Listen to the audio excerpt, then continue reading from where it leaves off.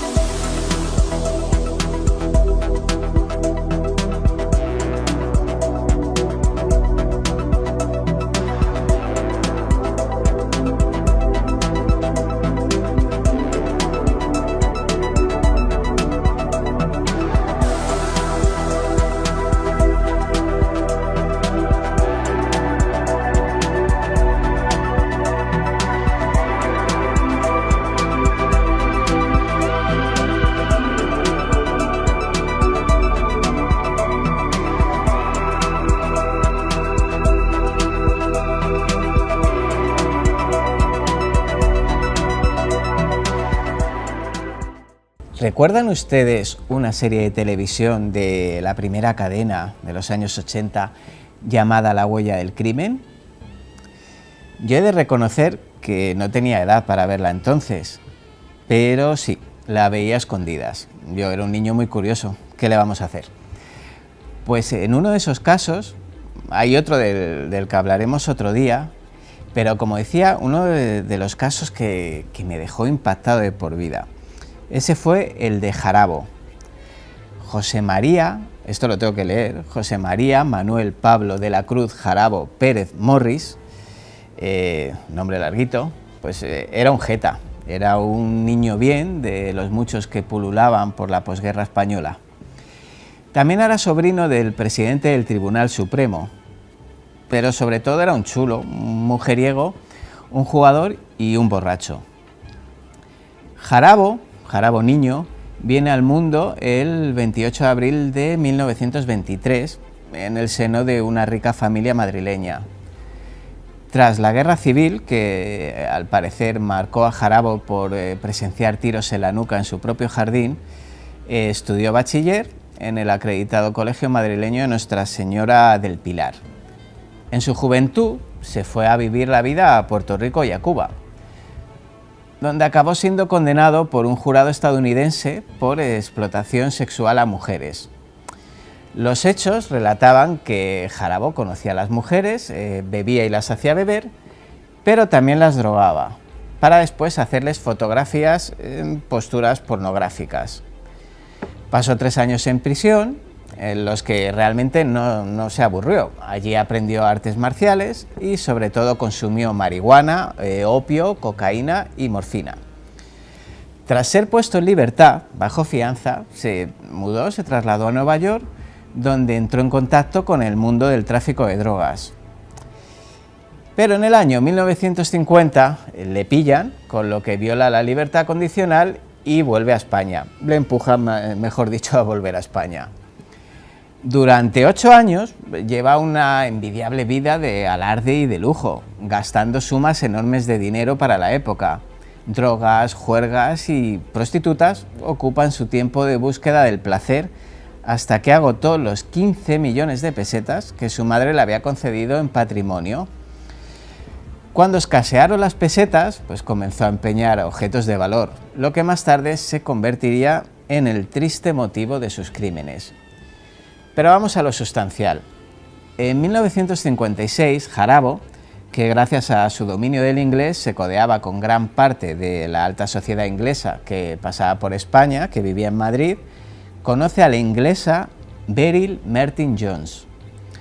Hermosa y con una figura impresionante, sí, pero también casada con un francés con el que tenía 2 hijos.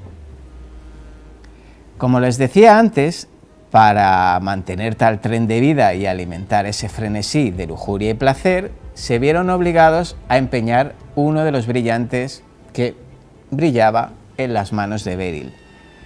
Juntos acudieron a Husfer, una tienda de compra-venta y empeños regentada por Félix López y Emilio Fernández. Los prestamistas le dieron 4.000 pesetas por una joya valorada en 35.000.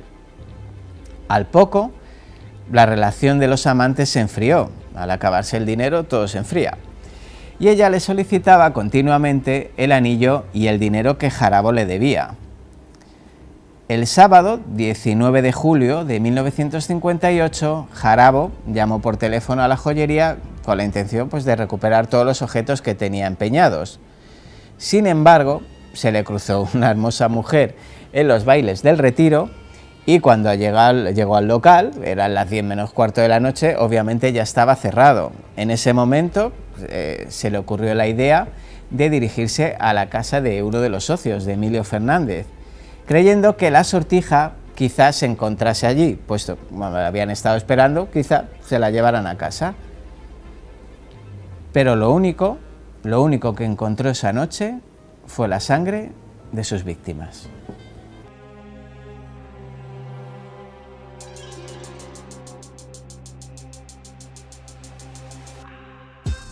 Al llegar al domicilio habla brevemente con Fernández y le comunica su intención de recuperar el anillo, pero este le dice que los asuntos de negocio debían tratarse en la tienda estando presente los 2 socios, y de forma despectiva lo despacha diciéndole que se marche de su casa. Cuando Jarabo está a punto de abandonar la vivienda, un subidón de ira lo posee, sintiéndose despreciado. ¿Quién carajo se cree ese tipo que es para tratarle como a un cualquiera? Y mientras que Fernández se encontraba de espaldas dirigiéndose al baño, Jarabo saca su pistola y disparó a quemarropa contra el cráneo del joyero, pausándole la muerte en el acto del pobre infeliz. La criada Paulina, que se encontraba en la cocina preparando la cena, al oír los disparos sale al comedor y tras contemplar al señor de la casa con la cabeza ensangrentada, empieza a gritar, a gemir pidiendo auxilio. Entonces Jarabo, asustado, se dirige hacia ella, la agarra por la espalda tapándole la boca con su enorme mano, y la lleva hasta la cocina rogando que se calme. Pero eso no hace más que aumentar el terror de Paulina, que no puede dejar de emitir sonidos lastimeros. Jarabo solo quiere hacerla callar y sin pensar, decide coger uno de los cuchillos que estaba utilizando la criada, y se lo clava en el corazón dejando el arma empotrada hasta la empuñadura, produciéndole la muerte instantánea. Nervioso, intenta serenarse, lava sus manos teñidas de carmesí por la sangre de la criada. Se sirve una copa, y ya un poco más calmado decide registrar la casa en busca de la anhelada sortija. Casi sin tiempo de empezar a buscar, un chasquido abre la puerta de la vivienda. María Alonso Bravo, la dueña de la casa y esposa de Fernández, acaba de entrar, bella, radiante y con las mejillas sonrojadas, como corresponde a una mujer encinta de pocos meses. Jarabo, con su desvergüenza habitual, consigue convencerla de que es un inspector de Hacienda, manteniendo con la señora, gracias a su labia, una conversación de alrededor de 10 minutos, comentando que está esperando a su marido, ya que él ha ido a buscar unas facturas a la tienda. Sin embargo, una mirada de reojo desata de nuevo la tragedia. María descubre unas pequeñas manchas de sangre en la inmaculada ropa de Jarabo, por lo que sale corriendo hacia su habitación. En ese momento, el criminal reacciona sacando de nuevo su pistola y disparando en la cabeza de la pobre embarazada. La muerte es rápida. A partir de ese momento, Jarabo da rienda suelta a su mascarada, intentando simular una escena del crimen protagonizada por un crimen pasional. Pinta de carmín algunas copas y limpia sus huellas de los picaportes.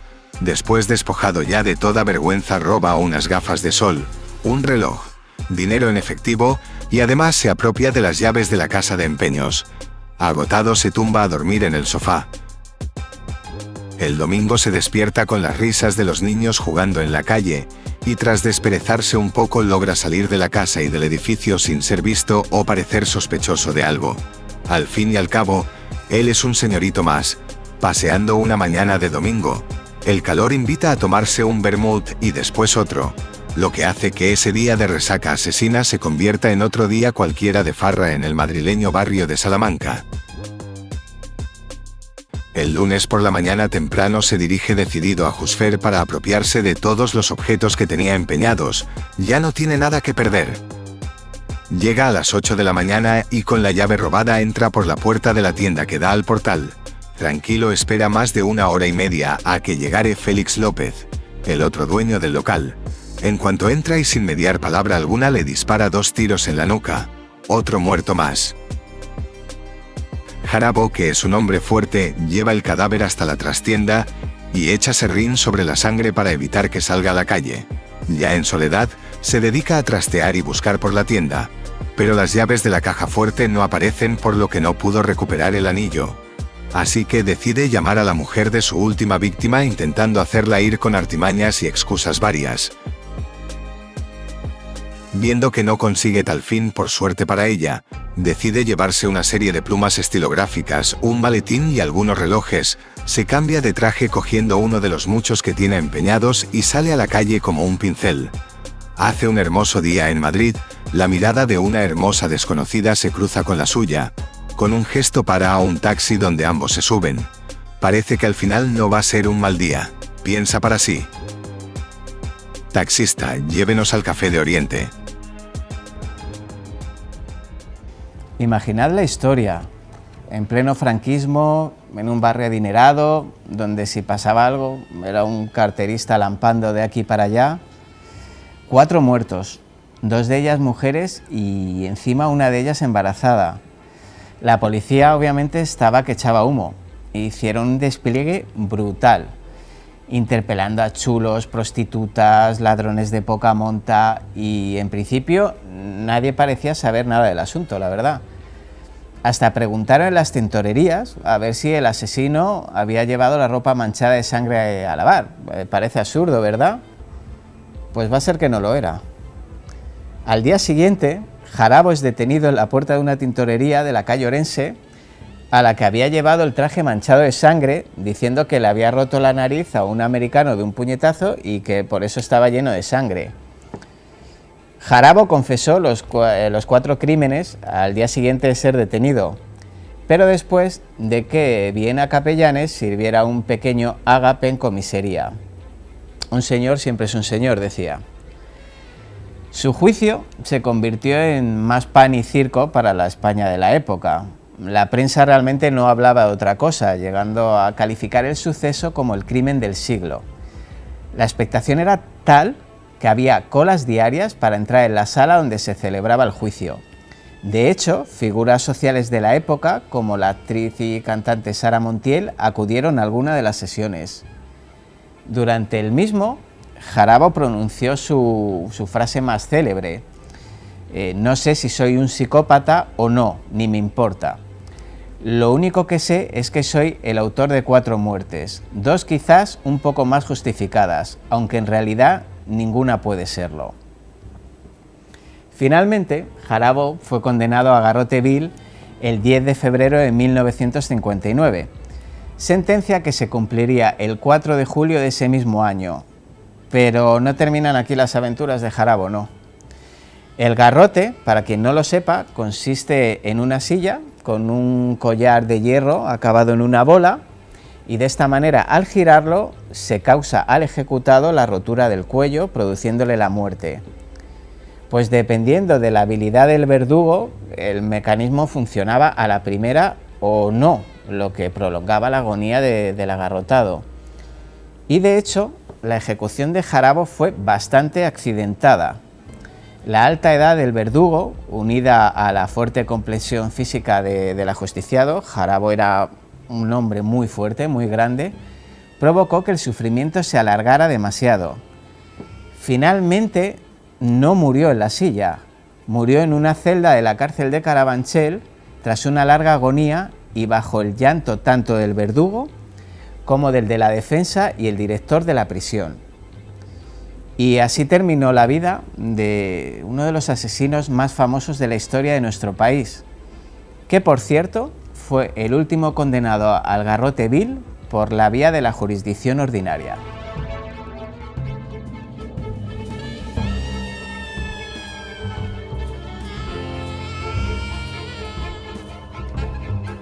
Pues como les decía, en esta segunda temporada queremos sorprenderles un poquito. Vamos a intentar tener más invitados, tener más secciones, aparte de los invitados que vienen normalmente a las entrevistas. Y de la pasada temporada me quedé con muchas ganas de haber hecho algo más con Antonio Checa, que le tienen que recordar seguro. Estuvo con nosotros en 3 programas y estuvimos hablando y pues le hemos fichado para que tenga su sección. Y os aseguro que os va a encantar. Muy buenas, Antonio. Muy buenas, Roberto. He aquí el fichaje. Bienvenido de nuevo. Bien hallado. No ha habido que pagar cláusulas ni nada para que vinieras. Pero bueno. Pero estoy encantadísimo de que estés aquí. Vas a tener una sección, vamos a hacerla un programa sí, un programa no. Bien. Para no cargarte, Ea. que yo soy muy pesado, ya lo sé. Y bueno, ¿cómo se va a llamar la sección, Antonio? Bueno, pues la sección se va a llamar Historia de la Gente, en el sentido de que lo que vamos a hacer es hablar un poco de la historia menos común, de la historia que menos nos han hablado en los institutos, de la historia que menos se ha hablado en las universidades, pero que es la historia de la gente, es decir, la historia de las clases populares, la historia de los colectivos olvidados, la historia de la gente normal, asalariada, como somos la inmensa mayoría. ¿Y qué nos traes hoy? Pues hoy os voy a traer quizás pues dentro de lo que son los grupos de la gente, os voy a traer la historia de los expósitos, o la evolución de los expósitos. ¿Quiénes eran los expósitos? Bien, yo estoy convencido de que todo el mundo, si echa memoria, conocerá a alguien que se apellide Expósito, ¿no? Entonces, de hecho, tenemos una imagen que creo que es bastante interesante y que el realizador nos puede poner en estos momentos. ¿Qué es un expósito? Expósito viene del latín, y del latín exponere, expuesto. Si miramos este mapa, nos dice cuál es la distribución de expósitos en todo el territorio nacional español, y podréis ver que en todas las provincias hay gente, prácticamente en todas las provincias, que se apellidan expósitos, en unos más que otros. ¿Y qué es un expósito?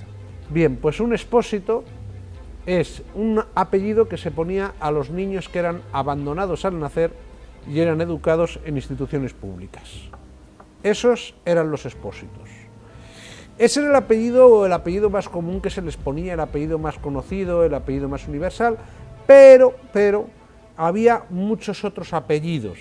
A veces incluso nos encontramos con diferencias, como muchas veces estos niños se les abandonaban en hospitales en concretos, en lugares en concretos, que por ejemplo en Valladolid, Hospital de San José, pues muchas veces se les ponía el apellido de San José, con lo cual, si tú eres de Valladolid y te apellidas de San José, tienes muchas posibilidades de ser descendiente de un expósito. Estos eran pues estos pobres niños que en un momento de su vida, pues sobre todo al nacer o a los muy poquitos días, los abandonaban. ¿Y cómo se entregaban esos niños?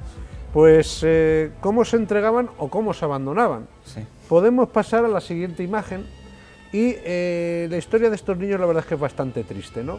Siempre ha existido el infanticidio, siempre ha existido el abandono de niños, siempre ha existido, pues en fin, el no atender a esas criaturas, y se les abandonaba de formas muy distintas, ¿no? Por ejemplo, aquí tenemos este cartel, que es muy claro, y este cartel es real. Este cartel estaba en la Inclusa de Madrid, y en este cartel directamente se ponía: por este portal se entregan a los niños. Es decir, sencillamente una persona tenía un hijo, no podía educarlo, no tenía la capacidad económica de educarlo, no quería criarlo, o tú ibas por la calle y te encontrabas un niño abandonado, un bebé abandonado, que estas cosas pasaban, y lo cogías y lo llevabas en Madrid a la Inclusa, luego diremos por qué se llamaba así, o lo llevabas en otros sitios, por ejemplo, tenemos otras imágenes, lo llevabas, pues, por ejemplo, a las casas de beneficencia, casas de expósitos, casas cuna, casas de misericordia, etc. Esto que tenemos aquí es el torno. ¿Cómo se entregaban a los niños a las inclusas, las casas de beneficencia, las casas cunas? Pues te cuento, durante mucho tiempo sencillamente tú ibas con una criaturita y se la entregabas al portero. Pero había mucha gente que no quería que se les viera. ¿Por qué? Porque no dejaba de ser una nota infamante. Estás abandonando a tu hijo, estás abandonando a tu hija, estás abandonando a un niño. O también podía ocurrir otra cosa, y es que tú ibas por la calle, veías un niño abandonado, porque a los niños se les podía abandonar en muchos sitios, se les abandonaba generalmente en los quicios de las puertas, se les abandonaba en los atrios de las iglesias, en las puertas de las iglesias. Cuando se hacía esto es que al menos había alguna voluntad de que el niño sobreviviera, pero también había veces que sencillamente se les dejaba en algún sitio para que se muriesen en mitad del campo. ¿Qué ocurre? ¿Esto es lo que me estoy temiendo que es? O sea, para introducir al niño ahí y cerrar. No, esto es una cosa que salvó vidas. Porque te cuento, cuando en el siglo XVIII ya las casas expósito, casacunas, etcétera, etcétera, se daban cuenta que había un problema, y es que había mucha gente que no iba por vergüenza, no querían que se les viera.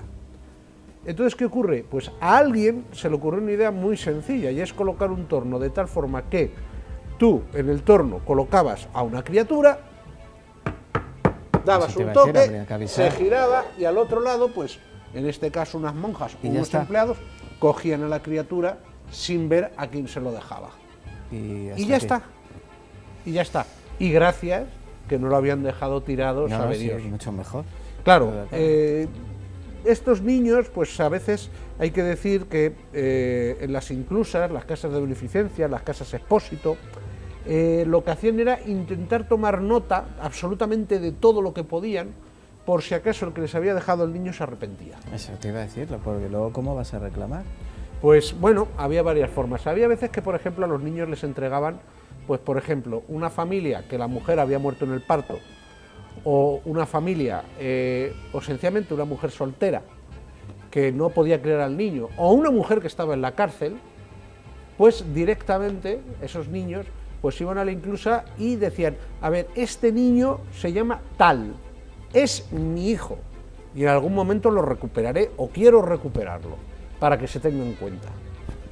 Hay veces, y aquí esto ya entramos ya mucho en las diferencias locales, que había idea de intentar recuperarlo, se dejaba al niño por pura pobreza. Lo que se ha visto es que generalmente las estadísticas son muy claras. Todos los que han estudiado los distintos archivos de las distintas casas expósito, casas cunas, lo que se dan cuenta es que aumenta el abandono de niños en un momento de crisis económica. Entonces, ¿qué ocurre? Pues muchas veces a estos niños se les dejaba, se les intentaba dejar alguna señal, alguna marca. A veces la marca, estoy hablando de una marca de verdad, por ejemplo, esto nos puede parecer horrible, pero hasta cierto punto es una muestra de cariño, y es que con un dedal marcaban al crío, para que así este niño en un momento de reclamar, mirad, era un niño que tenía una marca de un dedal en sálvase a la par. Claro. Y con esto intentaban, pues, intentaban así en un futuro, si se arrepentían o mejoraban sus condiciones, ir y decir, mirad, soy el padre, soy la madre de tal niño que tal día se hizo tal esto, por favor, devuélvanmelo si está vivo, que esa es otra, como veremos. ¿Había algún tipo de mercadeo con esto o era todo...? A ver, había un mercadeo, había mercadeo y no había mercadeo, más adelante. Básicamente, más adelante cuando el niño crecía y tenía ciertas posibilidades ya de tirar para adelante, tenía fuerza de trabajo, sí que había ciertos mercadeos de los que hablaremos. Esto que estáis viendo aquí es, para los que vivan en Madrid, es la maternidad de O'Donnell. Bueno, pues este fue el último edificio donde estuvo la Inclusa de Madrid. Con lo cual, pues actualmente yo siempre digo lo mismo, es un sitio pues que ahora vas y dices, ay, qué bonito, aquí nací yo, aquí ha nacido tal, aquí ha nacido tal, pero luego también este edificio tiene una historia trágica detrás realmente dura. Podemos pasar a la siguiente imagen. En la siguiente imagen veremos otra casa distinta, otra casa de expósitos. Esta es la casa de la Beneficencia de Cuenca, donde también pues se dejaban a muchos niños abandonados. Y ya te digo, en todas las provincias, y no me refiero solo a capitales de provincias, había, en el momento en que había una localidad medianamente importante, había este tipo de casas, este tipo de establecimientos donde se atendían a los niños abandonados.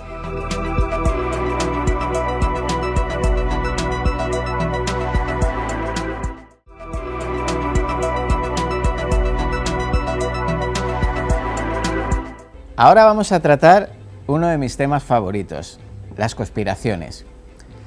No hablo de las que de tan absurdas acaban por ridiculizar al que las cuenta, sino de las que se sustentan en evidencias tan claras que hasta quien solo crea en lo que ve no tenga más remedio que al menos dudar de las consabidas versiones oficiales. El término, la palabra conspiración, ha acompañado a la mayoría de hechos o misterios trascendentes de la historia. La temporada pasada tuvimos la oportunidad de hablarles de la muerte de Marilyn Monroe, de la que es complicado realmente creerse la versión oficial, y aunque las teorías conspirativas sirven para estigmatizar a los que cuestionamos los hechos y nos hacemos preguntas, no por ello vamos a dejar de investigar, por mucho que los modernos ministerios de propaganda muevan sus hilos para hacernos pasar por paranoicos.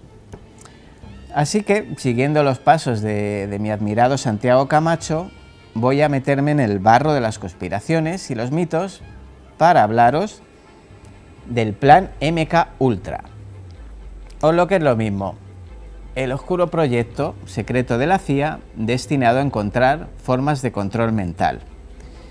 En mi novela, en Operación Hedge, dedico un apartado bastante exhaustivo a este tema, por cierto totalmente documentado.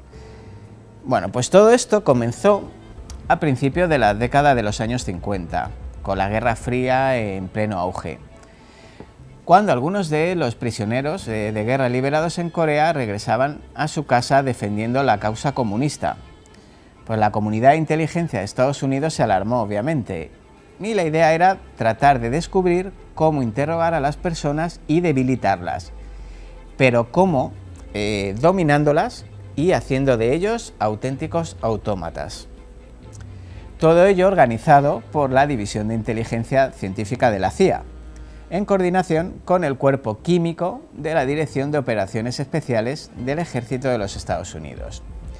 Bien, el programa MK Ultra se inició por orden directa de Allen Dulles, que era el director de la CIA en el año 53.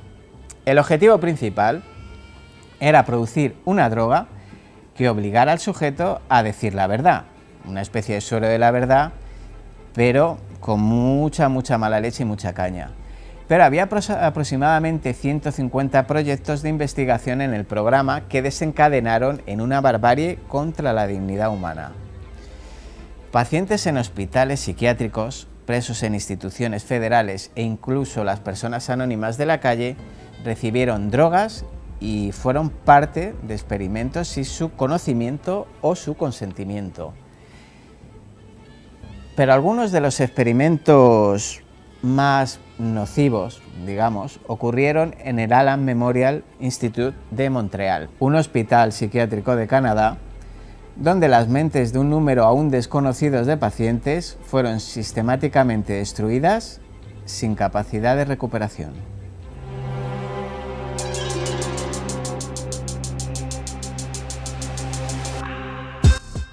El hospital, conocido como el Allen, estaba bajo la dirección del escocés estadounidense Donald Ewen Cameron, quien era considerado como uno de los psiquiatras más eminentes del mundo. A los pacientes que llegaban al instituto por problemas menores, como trastornos de ansiedad o depresión posparto, los ingresaban en el dormitorio, una sala acondicionada para que sus lamentos, sus gritos se perdieran en el vacío, donde se les inducía un control químico durante días o meses. Luego, eran desestructurados psicológicamente mediante terapia electroconvulsiva de una potencia y frecuencia a niveles de locura, para reducirlos a un estado vegetal, para alejarlos de su lado consciente. Sin su conocimiento o consentimiento, los pacientes fueron tratados a la fuerza con grandes dosis de drogas como el LSD, entre otras drogas hipnóticas, estimulando el pensamiento ilógico y mejorando las capacidades de los individuos para soportar la privación sensorial, la tortura y la contención durante los interrogatorios. Como parte de ese régimen de reprogramación llamado conducción psíquica, les obligaban a escuchar mensajes cíclicos grabados a través de auriculares o altavoces, a veces instalados dentro de la almohada de los pacientes hasta 20 horas al día, ya sea que estuvieran dormidos o despiertos. Los mensajes iban adueñándose de sus cerebros hasta convertirlos en esclavos palmarios, sin voluntad, sin pensamiento ni actitud propia. A partir de ese momento podían hacer de ellos lo que quisieran, porque ellos, las víctimas de este enloquecido plan, serían incapaces de juzgarlo o recordarlo. Hay muchos casos prácticos de individuos a los que esta experiencia destrozó para siempre. Muchas evidencias sugieren que Theodor Kaczynski, también conocido como el Unabomber, participó en los experimentos de MK Ultra financiados por la CIA. Empezando a la edad de 16 años, Kaczynski participó junto con otros estudiantes en los experimentos de la Universidad de Harvard que han sido descritos como turbadores y éticamente insostenibles. También Candy Jones, una modelo estadounidense y locutora de radio, dijo haber sido víctima de control mental en los años 60. Lawrence Titter, abogado del asesino Sirhan Sirhan, afirmó que Sirhan estaba bajo la influencia de la hipnosis cuando disparó su arma contra Robert Kennedy en 1968, vinculando el proyecto MK Ultra a las técnicas de control mental que, según él, fueron utilizadas para el control de Sirhan, de su cliente. Johnstone, la ubicación en Guyana del culto de Jim Jones y el suicidio en masa del Templo del Pueblo, no sé si lo recordarán ustedes, siempre se pensó que era un sitio de prueba para experimentos médicos de control mental MK Ultra. Y después del fin oficial del programa, el congresista Leo Ryan, un conocido crítico de la CIA, fue asesinado por miembros del Templo del Pueblo después de que él personalmente visitara Johnstone para investigar diversas irregularidades, que al parecer nunca tuvo ya la oportunidad de revelarlas. Y este último es la verdad que es muy sospechoso, si ustedes indagan un poquito de su biografía, de, si no al MK Ultra, sí haber pertenecido a algún tipo de tratamiento de control mental. Hablo de, ni más ni menos, de Mark David Chapman, el tristemente célebre asesino del alegremente célebre John Lennon. Pues también es sospechoso de haber pasado o haber sido manipulado por el proyecto MK Ultra, lo que explicaría realmente su extraño comportamiento tras disparar 5 veces por la espalda a Lennon, al artista. Escuchar una voz que le ordenara matar, hazlo, hazlo, hazlo, y luego sentarse tranquilo, casi en un absurdo trance, a esperar que llegara la policía con su ejemplar del guardián entre el centeno entre sus manos.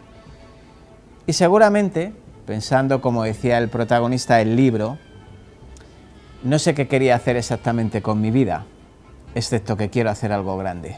Bueno, en esta segunda temporada de Enigmas de la Historia nos visita una escritora que yo tenía muchísimas ganas. Durante la primera temporada intenté traerla, pero se nos complicaba por fechas, y en este programa 13, en este primer programa de la segunda temporada, quería contar con ella sí o sí. Ella es Patricia F. Montaño. Muy buenas, Patricia. ¿Qué tal? Por fin, bienvenida. Muchas gracias. Yo estoy encantada de estar aquí, así que muy contenta también de haber podido coincidir ya para... Sí, para por fin, madre mía. Es que al final es muy complicado. Sí, tienes que hacer el encaje de bolillos con la vida en general, sí. Y luego, pero bueno, al final todo es cuestión de motivaciones y de prioridades, así que por eso estamos aquí hoy. Bueno, yo estoy encantadísimo de que estés aquí. Te llevo siguiendo bastante tiempo por las redes sociales, y tu obra literaria, que me parece de una necesidad fabulosa de conocer. Estás en proceso de una trilogía. Eso es. Entonces, si te parece, vamos a empezar por el primer libro de la trilogía, por Salmo 73, que además transcurre en nuestro amado Toledo.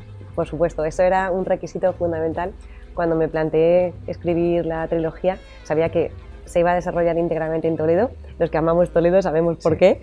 Y bueno, pues en este primer libro, en Salmo 73, lo que he intentado sobre todo ha sido hacer un libro muy rápido, de mucho entretenimiento, y también, por supuesto, que tenga un poquito de trasfondo social, ¿no? Al final, yo misma digo que es una novela negra, y si no es negra es oscurita, porque bueno, se sucede una serie de asesinatos, pero también siempre se marca un trasfondo social, ¿no? Y luego pues las calles toledanas que nos acompañan en el transcurso de toda la novela, que eso también es fundamental. Y bueno, pues ¿en qué consiste Salmo 73? Pues principalmente es esa serie de asesinatos, pero que tienen una característica muy particular, ¿no? No solo su protagonista, que es la inspectora Rojas, que es maravillosa, que espero que la podáis conocer pronto, a través de las páginas, por supuesto.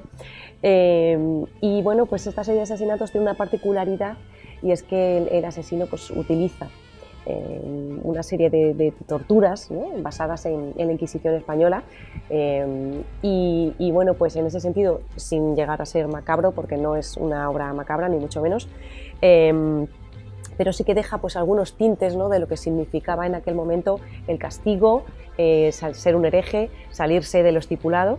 Y bueno, pues en este libro salen muchas mujeres que se salen de la normatividad esperada, que se salen de lo que se espera de ellas, y bueno, ese es el motivo por el que muchas de ellas pues van a morir a manos de este asesino.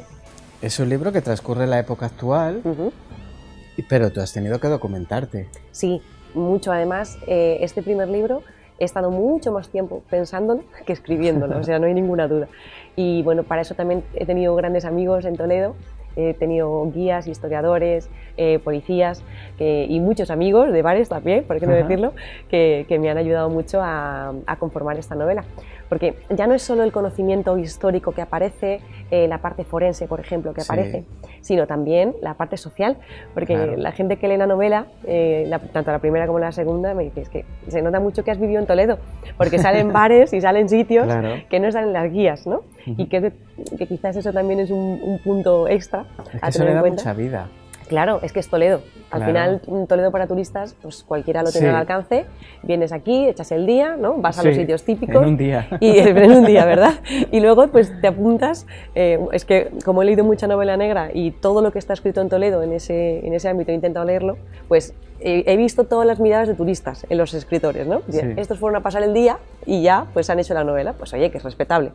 Pero que quizás una parte de la magia está en que se demuestre que la ciudad se vive también, no solo para turistas, sino que es una ciudad en la que hay vecinos, sobre todo en el casco, y que hay muchísima vida, y espero que la siga habiendo.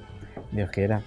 ¿Y cómo has hecho para trasladar esa parte medieval de la Inquisición a los días de hoy? Porque es verdad que Toledo te invita, porque Toledo te transporta a otras épocas. Pero ¿cómo lo has hecho para llevarlo a negro sobre blanco, me refiero? Sí, una ciudad tan luminosa, llenarla de tanta negrura, ¿no? Exactamente. Pues al final, lo bueno que tiene la literatura, la escritura en general, es que puedes hacer lo que quieras, ¿no? E incluso manchar un lugar bonito como Toledo, aunque en este caso sea ficción. Pero es cierto que cuando te metes o intentas meterte en la mente pues, de un asesino, en este caso, pues al final el tema de la época medieval me llamaba mucho la atención, por eso me documenté sobre la Inquisición, y de alguna manera quise que ese asesino representara el rechazo que hay actualmente pues, contra a lo mejor determinados perfiles de personas, ¿no? Y mujeres también, por supuesto. Entonces, en ese sentido, quería que ese asesino pues, cogiera un poco toda esa parte medieval y dijera, pues ahora yo, que soy el salvador del mundo, voy a llevar a cabo lo mismo que hicieron mis antecesores en la Inquisición. Y pues a partir de ahí, Toledo ya te da el resto. ¿Y qué le ha dado Toledo a la inspectora Rojas? Todo, se le ha dado todo. Es la ciudad donde nació, es el lugar donde se ha criado, donde es toda su familia, Su abuela además era de un pueblecito muy, muy pequeñito, de al lado, ficticio, pero bueno, que todos los que tenemos pueblo sabemos cómo son. Sabemos cómo son, efectivamente.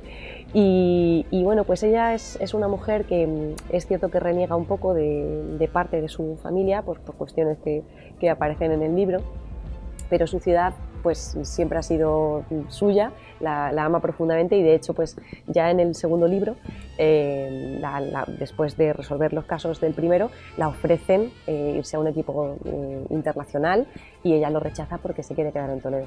Así que Toledo para ella pues es el lugar donde considera que tiene que estar. Y entonces hablamos de la inspectora Rojas como una mujer fuerte, porque hablamos de un tema y un asunto fuerte. Sí, es una mujer fuerte, además cualificada, ha ascendido al puesto precisamente por su cualificación, no por otros motivos que todo el rato en el libro pues están apareciendo, ¿no? Como cuestionarla constantemente por ser mujer, por ser joven, por ser pelirroja, por salir de bares por la noche. Pues todo eso le va pasando factura. Sí, yo tenía entendido que eso ya no pasa.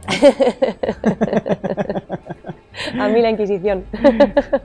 Se suponía que eso ya no pasaba. ¿Verdad? Sí, entonces, bueno, pues ese tipo de cosas súper normales pues son las que van apareciendo y se va viendo, como siempre topamos con personas pues que no opinan lo mismo, ¿no? De la normalidad de ciertas cosas. Claro. Y de ahí pues que este asesino sea tan poderoso en la primera novela.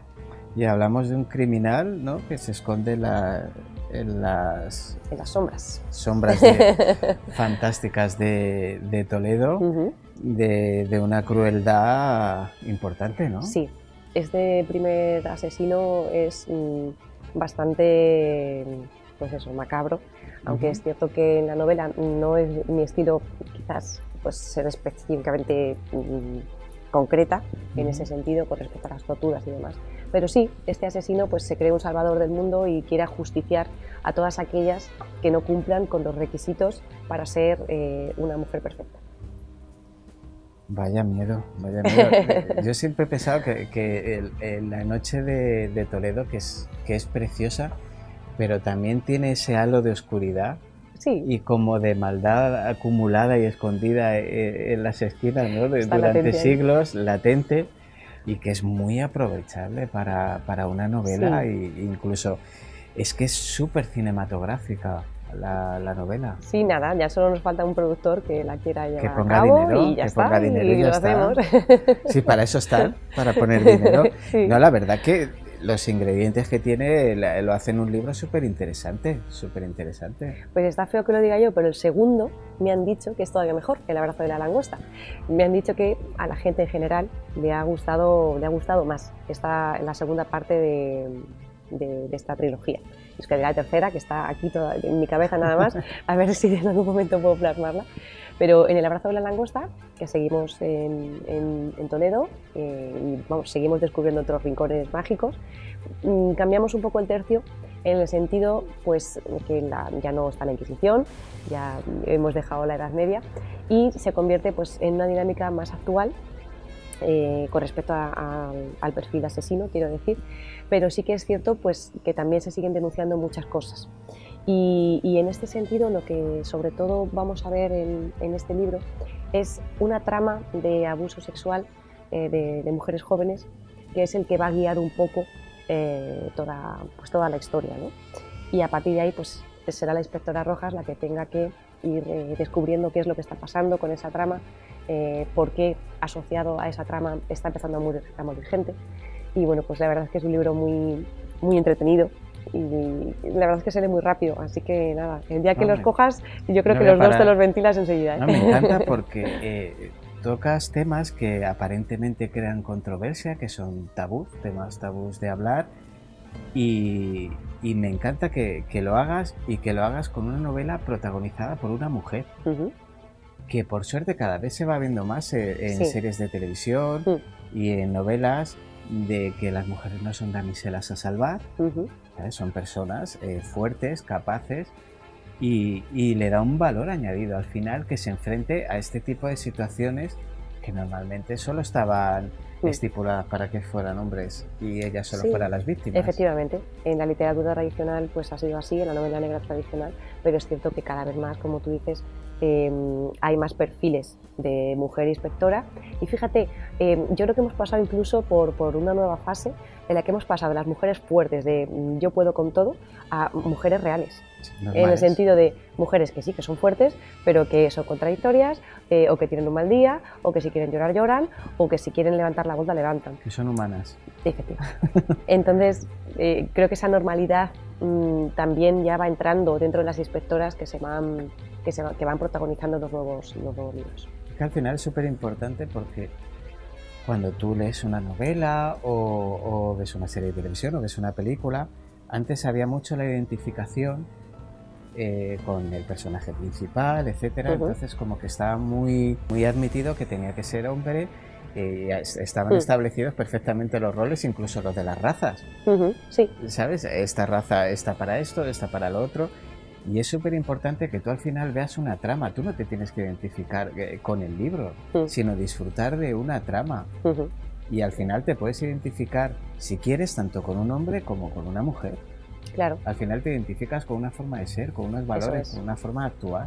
Eso es, pero tenemos ahí los arquetipos, los estereotipos, que muchas veces también los escritores hacemos uso de ellos, y luego pues, aunque lo realmente interesante pues sea esa trama, ¿no? y esa historia, hay mucha gente que le gustan más los libros cuando siente que ellos están dentro, ¿no? Sí. Y a veces pues si empatizan más con uno, pues o dicen, pues mira, yo me siento así como este personaje, ¿no? Pues claro, el libro ya le gusta mucho más, independientemente de que luego la historia a lo mejor pues no tenga por qué ser buena, ¿no?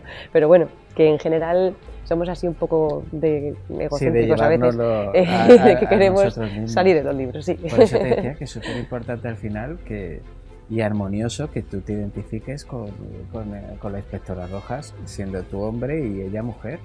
Al final hablas Puede de unos ocurrir valores. perfectamente. Puede ocurrir perfectamente porque de hecho una de las cosas que se le critican a esta inspectora pues es que tiene hábitos de hombre, por decirlo de alguna manera. Bueno, eso lo he escuchado yo muchas veces. Claro, pero ¿qué quiere decir hábitos de hombre? Exactamente, que serán hábitos humanos. Dice que no le puede, o sea, porque le gusta el fútbol, eso es un hábito de hombre. Claro, ¿no? Que tradicionalmente el fútbol le haya gustado a los hombres, pues perfecto. Que hace pis de pie. Pero que son hábitos de hombre o hábitos de mujer.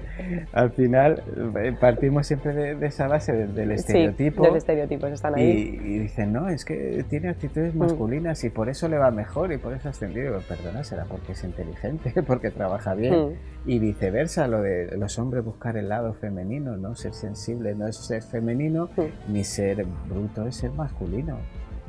Bueno, todas esas cosas. Traemos mucho peso de atrás todavía. Nos queda un poquito, pesa la mochila. Fíjate que a mí que me gusta pensar que soy poco machista, porque no te puedo decir que no soy machista. No, ni yo tampoco. Es que no te lo puedo decir, porque yo a mí mismo me sorprendo a veces con actitudes que digo, ostras. Hombre, está bien si eres capaz de pararte a reflexionar, por lo menos es un paso. Y lo peor es de pensamiento, no de acción, porque ya te vas acostumbrando a que de acción ya hay cosas que haces y cosas que no. Pero a veces te sorprende algún pensamiento que dices, esto es troglodita total. Pero está ahí. ¿Está ahí? Está ahí, igual que yo, igual que muchas mujeres también tenemos esos pensamientos.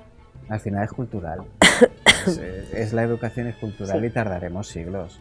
Sí, nos queda todavía. Si conseguimos que avancemos, si conseguimos avanzar y no hay parones por el camino. A ver si puede ser. Bueno, y de Salmo 73 pasábamos al abrazo de la langosta, que has empezado comentándolo. Aquí hay un cambio de tercio total. Sí, bueno, sigue siendo una serie de asesinatos en Toledo, pero es cierto pues, bueno, que ya no tiene tanta carga histórica como tenía la anterior. Es mucho más actual y se ciñe a un problema mucho más actual, que son los casos de abuso sexual de mujeres jóvenes. Pues bueno, pues va a haber ahí una trama en la que vamos a ir descubriendo qué es lo que está pasando, de dónde surge, cómo va a acabar, y luego pues la inspectora va a tener que descubrir por qué se están empezando a suceder asesinatos que tienen que ver con eso. ¿Y como autora, liberarte del corsé histórico te ha dado más alas? Me ha dado más seguridad, eso seguro, sí. Me ha dado más seguridad, valga la redundancia. Porque al final estás escribiendo del día a día Y es cierto que, bueno, que es una problemática que quizás por mi formación, la que traigo de serie, pues sí que estoy más puesta en ese tema, ¿no? Entonces, bueno, pues me ha resultado más sencillo, entre comillas, escribir sobre esto que sobre... Pero son 2 libros valientes, ¿eh? Bueno, no sé, depende a quién se los lea y te cuente. Sí. Sí, pero al final tocas temas, lo decíamos antes, que crean controversia, perdón, y son valientes. Es que al final, bueno, todo depende del planteamiento que le des a los temas, ¿no? Y te decía antes que en ambos casos están abordados con bastante delicadeza, con bastante naturalidad dentro de lo que estamos hablando. Sí. Y yo creo que cuando eres capaz de tratar el tema pues con esa elegancia, no es la palabra, pero sí con ese cuidado, ya la controversia la puedes crear tú, quien Claro. lo lee, quiero decir, ¿no? Sí, exactamente. Pero en general, al menos por lo que me ha llegado, ¿Te han llegado algunos inputs? claro, esto siempre opina tu familia, tus amigos, pues Claro. al final suelen ser positivos, claro, Sí. es que, pero bueno, de los desconocidos que me han ido llegando, la verdad es que el feedback ha sido bueno. Aunque bueno, yo siempre digo que los que tienen un feedback negativo no lo dicen, se callan, cogen el libro, lo guardan allí en la estantería y ya está, ¿no? Pero Al final, los temas desagradables, entre comillas, enganchan. sí, pero porque somos así, yo creo que tenemos ahí una parte oscura a todos en algún Todos, lugar, unos todos. más pequeñita y otros mucho más amplia, que bueno, nos llama la atención estas cosas, ¿no? Por eso triunfan las series en las que hay asesinatos. ¿Y hay alguno en especial con el que tu personaje, el de Salmo 73, por ejemplo, se pueda sentir identificado, o es original y una mezcla de muchos? Y yo creo que tanto en Salmo como en El abrazo de la langosta hay diversidad de personajes. Entonces están los que son un poquito más profundos, Ujú. en los que los escritores pues ahondamos un poquito más, explicamos mucho más, como puede ser la inspectora Rojas. Y luego hay otros que son más de andar por casa, que digo yo, pues que aparecen menos, los secundarios, y los hay más planos, un poquito más redondos. Entonces creo que mucha gente se puede sentir identificada con muchos de ellos, porque ya te digo, pues hay uno pues que es un poco más gracioso, otro que es un poco más dejado, otra que es mucho más valiente y mucho más ruda. O sea, en ese sentido hay mucha variedad y yo creo que cualquier persona que lo lea no solo le va a enganchar el ritmo, sino que creo que puede encontrar personajes, no sé si que se identifiquen, pero que le caigan simpáticos. Por lo menos que le resultan Eso es, conocidos. eso es, que sientan, bueno, pues que pueden encontrárselos por la calle. Y del primer libro al segundo libro, ¿qué, perdón, ¿qué cambio sustancial sientes tú en la inspectora Rojas?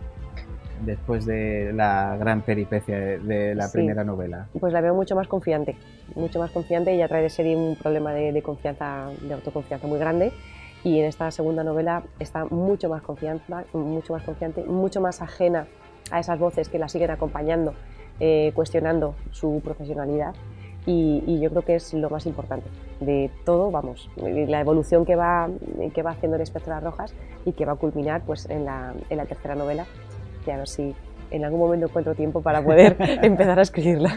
¿No nos puedes adelantar ni un poquito? ¿Qué va a ser en Toledo? Ah, bueno, eso está bien, eso ya es algo. Y esta pregunta no se la hago a todos los escritores, porque sí que es verdad que hay libros que son más anónimos que Ujú. otros. Y cuando te hablo de anónimo, te hablo desde el punto de vista del escritor. ¿Qué hay de ti en la inspectora Rojas? Pues hay muchas cosas, claro, porque al final la inspectora Rojas es una combinación de muchísimas mujeres, de muchas tipologías, y lógicamente yo como mujer pues también le he dejado un poquito a ella para su construcción, pero vamos, hay cosas de mi madre, hay cosas de una gran amiga mía, entonces al final ella tiene unas características pues muy amplias, y ahí pues puedes encontrar un poquito de cada persona, ¿no? El otro día lo decía en una entrevista que me hicieron, y es que al final robas un poquito de cada persona que te vas encontrando, a otra te la inventas, pero de muchas personas sí que robas un poquito para construir ese personaje. de verdad que hay personas mágicas que tienen ese guiño, ¿verdad? Que se lo robas para usarlo Sí. para estos personajes, Sí. porque es tan particular, tan peculiar que dices, esto Sí, me sí, lo tengo que llevar. para lo bueno o para, Y para lo lo malo. malo. O sea, estuvimos de vacaciones hace poco y conocí a una persona que dije, madre mía, es que este señor, o sea, va a ser un personaje, pero con toda seguridad, porque es que lo tiene todo, o sea, es mágico. Y bueno, pues ya estoy pensando, o sea, ese personaje ya está claro que va a estar, ¿no? Uno, si no es él, será uno muy parecido a él. Pues por lo que tú dices, hay gente que tiene algo mágico, algo que te llama la atención y que dices, "Jo, esto va a ser perfecto". Bueno, pues ya nos quedamos sin tiempo, Patricia. Lo primero te quiero preguntar dónde lo podemos conseguir el libro. Pues los dos libros están en la página web de la editorial, que es la editorial Maluma SL, y si no, en mi página web, en Patricia Montanoir, escrito Patricia Montanoir, se pueden conseguir también. Pues nada, agradecerte que hayas podido venir por Gracias fin. a vosotros, estoy encantada, Y vamos, ha sido un placer. Te digo, estoy deseando leerlos. A ver, en cuanto tenga tiempo, sabes que lo voy a coger. Por lo voy a- favor, lo voy a leer. por favor. Y te dejo ya lanzada la invitación para cuando publiques Por el supuesto. cierre de la trilogía Por supuesto. y que vengas aquí a Claro que sí, contarlo. aquí nos vemos, por supuesto que Y sí. nada, y los recomiendo mucho los libros. Han estado aquí en pantalla mientras nos duraba la entrevista. El primero es Salmo 73 y el segundo El abrazo de la langosta.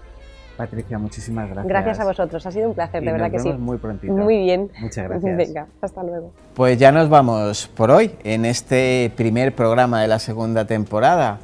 Solo me queda agradecerles una vez más su complicidad, su seguimiento. Les dejamos el correo del programa en pantalla. Hay un correo del que pronto les hablaré. La verdad que me sorprendió y me encantó su contenido. Pronto les hablaré de él. Pero por hoy no me queda más que desearles una feliz semana y nos vemos muy prontito, la semana que viene. Hasta pronto.